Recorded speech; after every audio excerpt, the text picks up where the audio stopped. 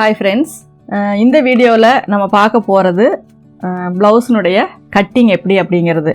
இது வரைக்கும் நம்ம பார்த்தது மெஷர்மெண்ட்ஸ் வந்து எப்படி எடுப்போம், அதை எப்படி நம்ம கன்வெர்ட் பண்ணுவோம், அதில் என்னென்ன சேஞ்சஸ் கஸ்டமர் கேட்குறாங்க, இல்லை நமக்கு என்னென்ன சேஞ்சஸ் தேவை, எப்படி மாடல் வேணும் அப்படிங்கிறது வரைக்கும் டீட்டெயிலாக நான் வந்து உங்களுக்கு லாஸ்ட் வீடியோவில் போட்டேன். அதனுடைய தொடர்ச்சியாக இது இந்த வீடியோவில் நீங்கள் பார்க்கலாம். அதுக்கு முன்னாடி நம்ம சேனலை சப்ஸ்கிரைப் பண்ணாமல் இருக்கவங்க சப்ஸ்கிரைப் பண்ணிக்கோங்க. பக்கத்தில் இருக்க பெல் சிம்பிளை ப்ரெஸ் பண்ணுங்கள். அதில் ஆல்னு வர அந்த பட்டனை ப்ரெஸ் பண்ணிங்க அப்படின்னா நான் வீடியோஸ் போடும்போது எல்லாமே உங்களுக்கு வந்து நோட்டிஃபிகேஷன் வரும். எந்த ஒரு வீடியோவுமே நீங்கள் மிஸ் பண்ணாமல் பார்க்கலாம். அதே மாதிரி லைக் பண்ணுங்கள், ஷேர் பண்ணுங்கள். உங்களுடைய எந்த கமெண்ட்ஸாக இருந்தாலும் நீங்கள் கமெண்ட்ஸில் போடுங்க. உங்கள் டவுட்ஸையும் நீங்கள் கமெண்ட்ஸில் போடுங்க. கண்டிப்பாக நான் உங்களுக்கு வந்து ரிப்ளை பண்ணுறேன். இப்போ இதில் வந்து நம்ம கிளாத் எவ்வளோ வேணும் அப்படின்னு சொல்லி நான் லாஸ்ட் வீடியோலேயே சொல்லியிருக்கேன். நமக்கு வந்துட்டு 1 மீட்டர் கிளாத்து நான் வந்து மிக்சிங் லைனிங் வந்து எடுத்திருக்கேன். இப்போ நான் ஃபஸ்ட்டு கட் பண்ண போகிறது ஒரு லைனிங் மெட்டீரியல். அதுக்கப்புறம் தான் நம்ம மெயின் கிளாத் வச்சு நம்ம கட் பண்ணுவோம். இப்போ இதில் வந்துட்டு அயன் பண்ணி எடுத்துக்கோங்க. செல்வெஜ்ஜுன்னா உங்களுக்கு தெரியும், கரைப்பகுதி.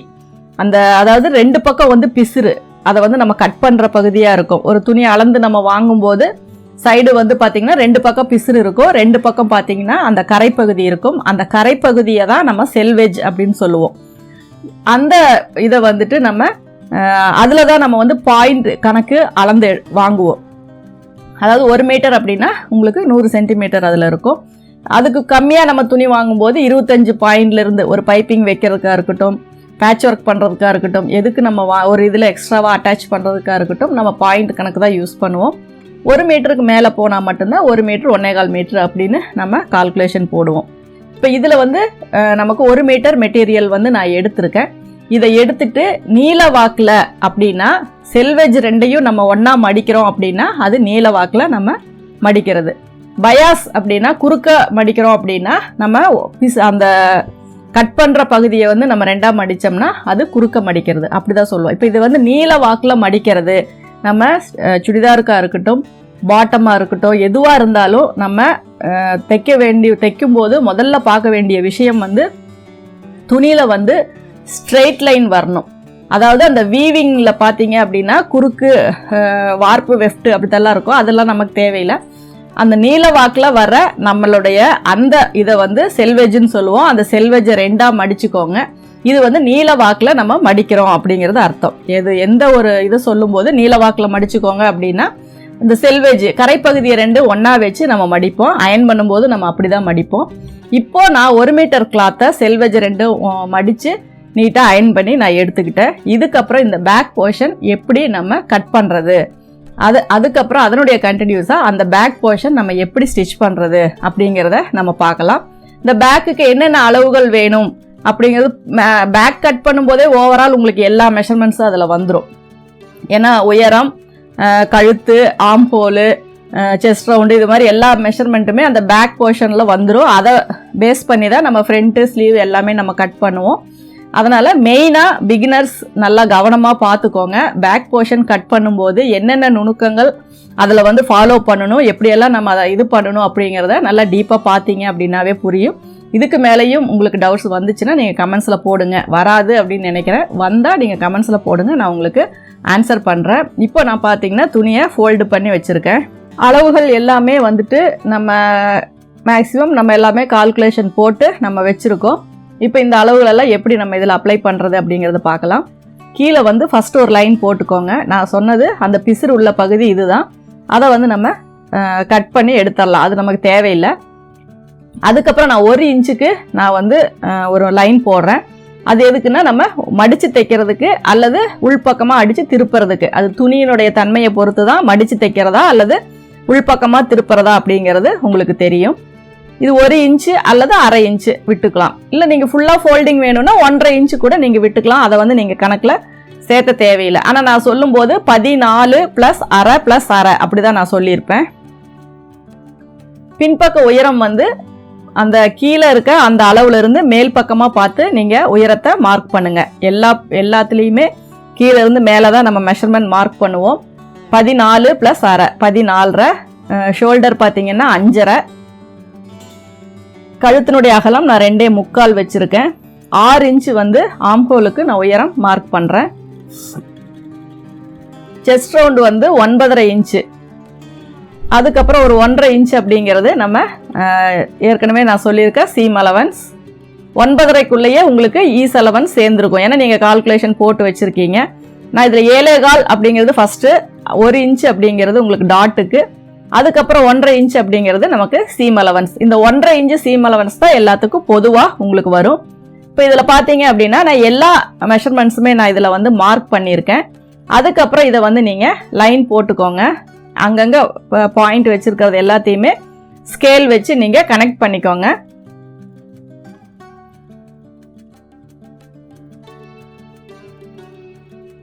கழுத்தினுடைய இறக்கம் எவ்வளோ அளவோ அதோட ஒரு 1/2 இன்ச்சு நம்ம சேர்த்து வச்சுக்கலாம். 9.5 + 1/2 10 இன்ச்சுக்கு வந்து நான் மார்க் பண்ணியிருக்கேன்.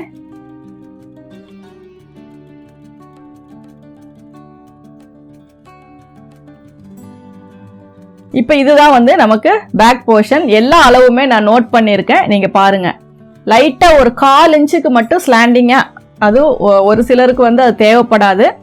ரொம்ப அந்த இடம் தூக்கிட்டு இருக்கிறவங்க மட்டும் ஒரு 1/4 இன்ச்சுக்கு நீங்கள் கட் பண்ணிங்கன்னா போதும்.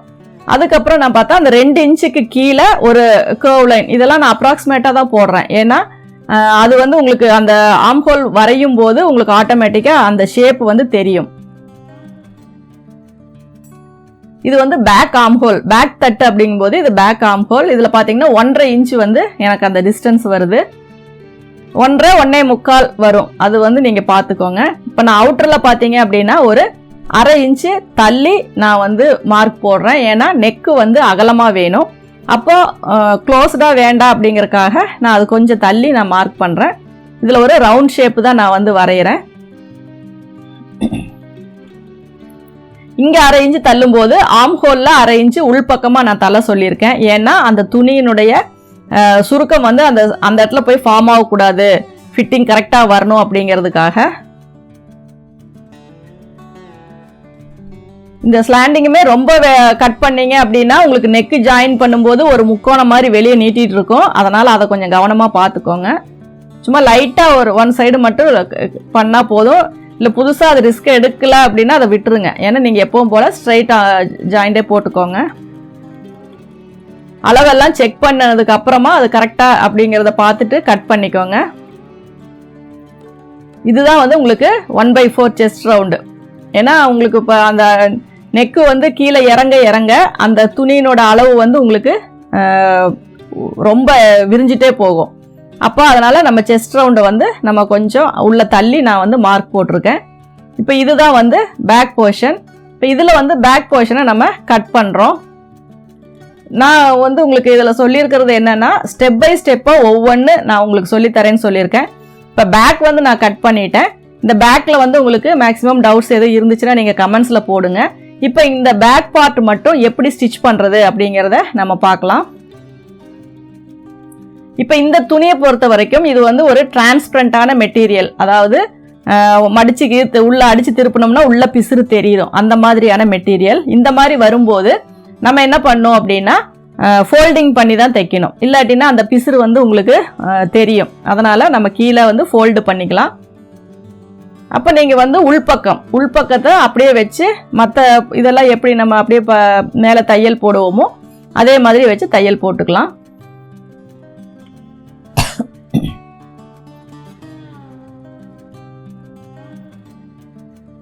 கரெக்டாக எல்லா பக்கமும் பார்த்துட்டு அதில் வந்து குண்டூசி போட்டுக்கோங்க.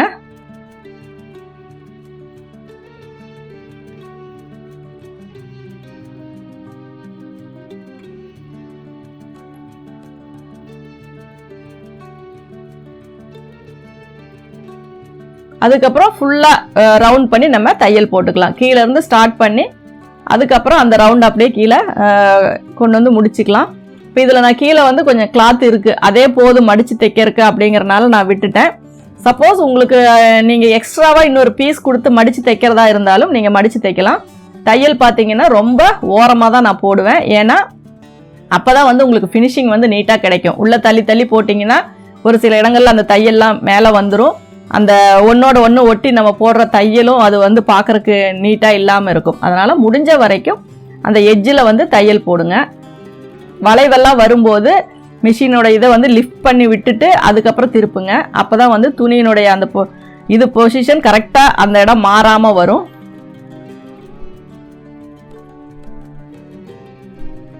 எந்த இடமுமே சுருக்கம் வராமல், லைனிங் துணிக்கும் மேல் துணிக்கும் டிஃப்ரென்ஸ் வராமல் கரெக்டாக எல்லாம் நல்லா கையில் தள்ளி விட்டுட்டு அப்படியே வச்சு நம்ம பேட்ச் பண்ணிக்கிட்டோம்.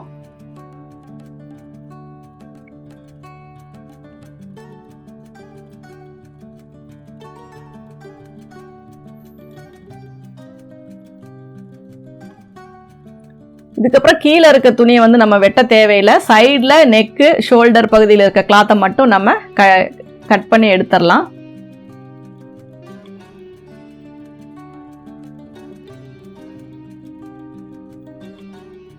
இப்போ சுற்றியும் 4 பக்கமும் நம்ம தையல் போட்டாச்சு.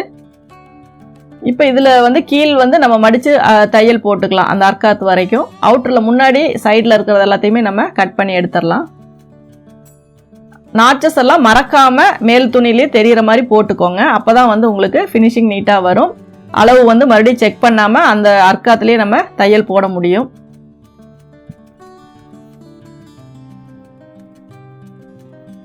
எப்போவுமே இந்த மாதிரி எக்ஸஸாக இருக்கிற துணியை கட் பண்ணும்போது நம்மளுடைய லைனிங் கிளாத்தை வந்து கட் பண்ணிடக்கூடாது. அப்படி கட் பண்ணிங்க அப்படின்னா அந்த ஷேப் வந்து உங்களுக்கு மாறிடும்.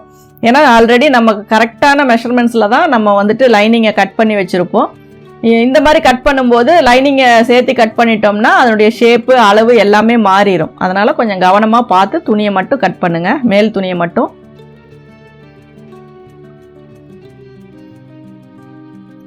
எல்லா நாச்சஸுமே மறுபடியும் ரிமைண்ட் நீங்கள் போட்டுக்கோங்க. அப்போ தான் வந்து அடுத்தது ஜாயின் பண்ணும்போது அடுத்த ஸ்டெப்புக்கு போகும்போது உங்களுக்கு ஈஸியாக இருக்கும். இல்லைன்னா மறுபடியும் பேக்கில் வந்து நீங்கள் மற்ற மெஷர்மெண்ட்ஸ் எல்லாமே செக் பண்ணுற மாதிரி வரும்.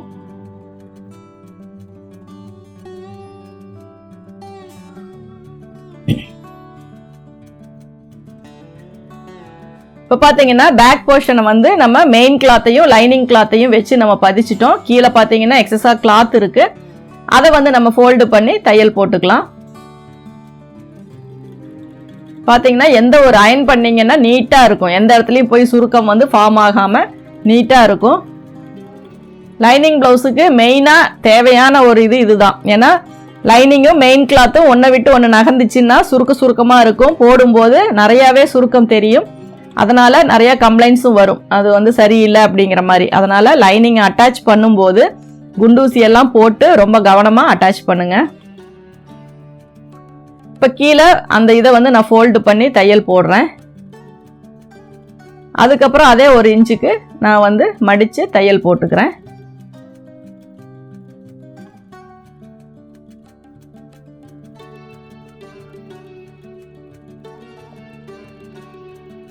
கரெக்டாக இழுத்து வராமல் அந்தந்த போர்ஷனுக்கு நேராக மடித்து தையல் போட்டிங்க அப்படின்னா தான் எந்த ஒரு மடிப்புமே நீட்டாக வரும். இல்லைன்னா ஏதோ இழுத்துக்கிட்டு வர மாதிரி அந்த ஒரு ரோலிங் வர மாதிரி இருக்கும். அந்த மாதிரி இல்லாமல் கரெக்டாக ஃபோல்டு பண்ணி தையல் போடுங்க. எட்ஜிலேயே நம்ம போட்டாச்சு.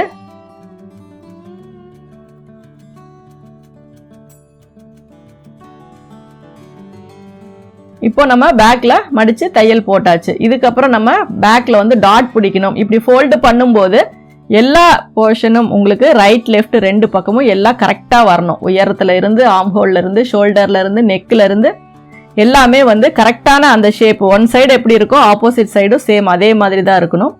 இப்போ இடுப்பு சுற்றளவில் நான் டாட் பிடிக்கிறேன். அந்த 1.5 இன்ச்சை விட்டுட்டு நீங்கள் சென்டருக்கு வந்து ஒரு மார்க்கிங் போட்டுக்கோங்க. எவ்வளோ ஹைட் வேணும் அப்படிங்கிறதையும் நீடில் நீங்கள் ஒரு ஹோல் போட்டுக்கோங்க. அந்த அளவுக்கு நீங்கள் 2 பக்கமும் டாட் பிடிச்சிங்கன்னா போதும்.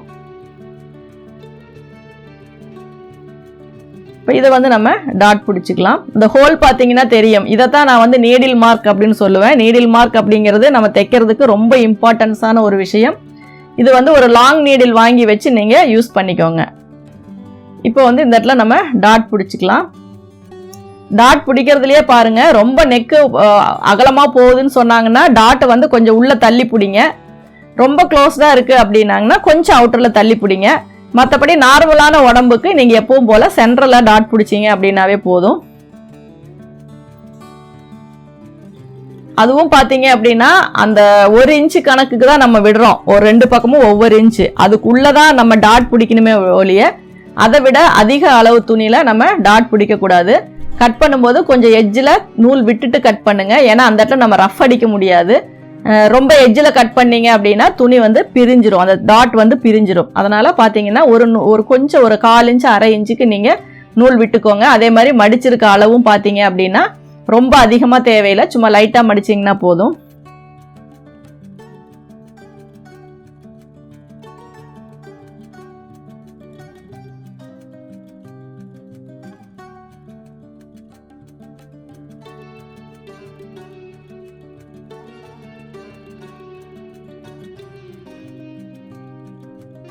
கொஞ்சம் நூல் விட்டு தான் நான் கட் பண்ணுறேன். ஏன்னா அந்த இடத்துல நம்ம முடிச்சு போட முடியாது. பேக் ஸ்டிச் போட்டாலும் அந்த இடத்துல வந்து சுருக்கமாக ஒரு மாதிரி தெரியும். அதனால் டாட் பிடிக்கிறது, ஃப்ரண்ட் டாட் பிடிக்கிறது, பேக் டாட் பிடிக்கிறது எல்லாமே வந்து லைட்டாக அந்த நூல் வந்து கொஞ்சம் ஒரு 1/2 இன்ச்சுக்கு விட்டு நீங்கள் கட் பண்ணுங்கள். இப்போ பார்த்தீங்கன்னா நம்ம பேக் போர்ஷன் வந்து நம்ம ரெடி பண்ணியாச்சு. இதுதான் ப்ரொசீஜர். உங்களுக்கு வந்து பேக் எப்படி கட் பண்ணுறீங்க அதை மெயின் கிளாத்தில் வச்சு நம்ம எப்படி அட்டாச் பண்ணுறது அப்படிங்கிறது தான். அதுக்கப்புறம் இடுப்பினுடைய சுற்றளவு எவ்வளோ அப்படின்னு பார்த்து அதை வந்து நீங்கள் மார்க் பண்ணிக்கோங்க. நீடில் மார்க் பண்ணிக்கிட்டீங்க அப்படின்னா கடைசி வரைக்கும் உங்களுக்கு அந்த மார்க் அப்படியே இருக்கும். கடைசியில் ஜாயின் பண்ணும்போது ரொம்ப ஈஸியாக இருக்கும். அதே மாதிரி ஆம் ஹோல் பார்த்தீங்கன்னா அந்த எந்த இடத்துல நான் வந்துட்டு நாச் போட்டிருக்கேனோ அதுக்கு கீழே, ஏன்னா சம்டைம்ஸ் ஓவர்லாக் போட்டுட்டீங்க அப்படின்னா அந்த அர்க்காத் வந்து அதாவது நாச்சஸ் வந்து மறைஞ்சிரும். கீழே ஒரு நீடில் மார்க் போட்டுக்கிட்டீங்க அப்படின்னா உங்களுக்கு வந்து அந்த பாயிண்ட் வந்து கரெக்டாக தெரியும். இப்போ நம்ம தையல் போடும்போது இந்த ஃபஸ்ட்டு போட்டிருக்கிறது அப்ராக்சிமேட்டாக நம்ம போட்டது, இப்போ போடுறதுல தான் நமக்கு தையல் வந்து நம்ம சைட் க்ளோஸ் பண்ணும்போது நமக்கு வரும். ஃப்ரண்ட்டு பேக் எல்லாமே ஸ்டிச் பண்ணும்போது. இப்போ இதை பொறுத்த வரைக்கும் பேக் போர்ஷனுடைய டவுட்ஸ் ஏதாவது இருந்துச்சு அப்படின்னா நீங்கள் கமெண்ட்ஸில் போடுங்க. இந்த வீடியோ உங்களுக்கு பிடிச்சிருந்தா லைக் பண்ணுங்கள், ஷேர் பண்ணுங்கள். இதனுடைய தொடர்ச்சியை வந்து நம்ம அடுத்த வீடியோவில் பார்க்கலாம். Thank you viewers.